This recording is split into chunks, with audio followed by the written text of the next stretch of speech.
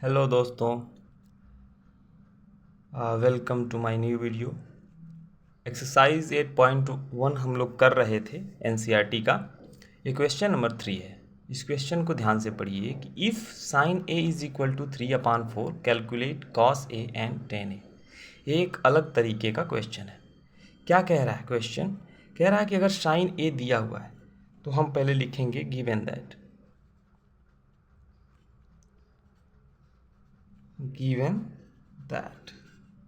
क्या दिया हुआ है? Sine A is equal to 3/4। अच्छा, आपको पता है साइन ए यानी कि हम लोग यहाँ का एंगल, इस एंगल के रिस्पेक्ट में वैल्यू निकाल रहे हैं। साइन क्या होता है? साइन थीटा या साइन ए एक्चुअली में होता क्या है? होता है परपेंडिकुलर अपान हाइपोटेनस, यानी कि 3 परपेंडिकुलर है और 4 हाइपोटेनस है।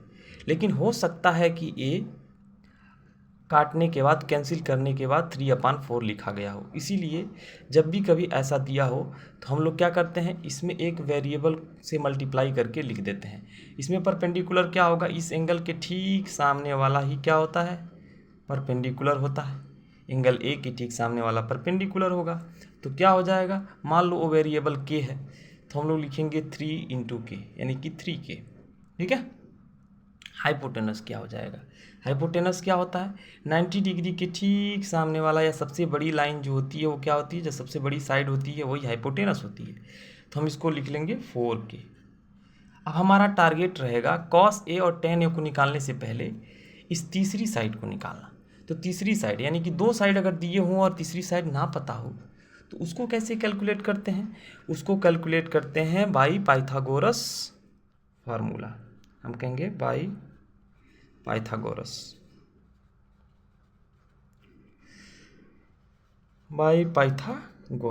क्या कहता है Pythagoras? Hypotenuse square is equal to base square plus perpendicular square. तो हमको पता है हाइपोटेनस दिया हुआ है 4k square is equal to base हमें नहीं पता है, परपेंडिकुलर पता है 3k स्क्वायर। कैलकुलेट कर लेते हैं। This is 16k square. 4k का स्क्वायर क्या हो जाएगा? 16k स्क्वायर, और ये होगा b square plus 9k square.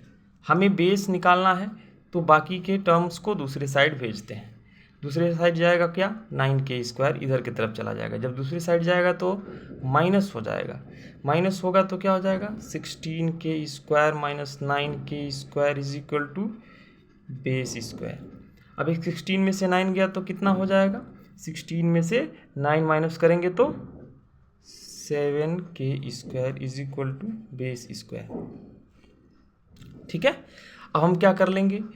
Base निकालना हमें तो बेस स्क्वायर निकालना नहीं है, सिर्फ बेस निकालना है। तो इधर का जो स्क्वायर है दूसरी तरफ जाके अंडर रूट यानी कि स्क्वायर रूट बन जाएगा। तो हम यहाँ साइड में निकाल लेते हैं इसको, यहाँ साइड में इसको निकाल लेते हैं। बेस क्या हो जाएगा? दूसरी तरफ जाएगा तो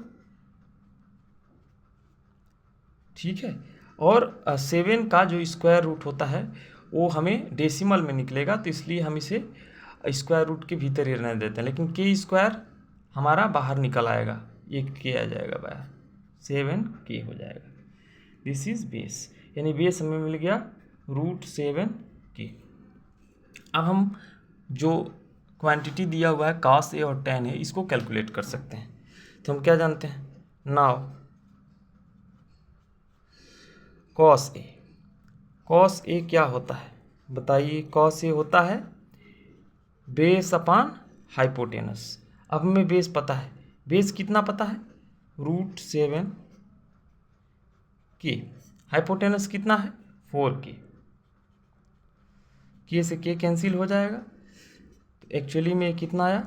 √7/4। ये कॉस ए की वैल्यू आ गई। कितना आ गई कॉस ए की वैल्यू? √7/4। ठीक है। अब हमें निकालना है टेन ए को कैलकुलेट कर लेते हैं। टेन क्या होता है? परपेंडिकुलर अपान बेस।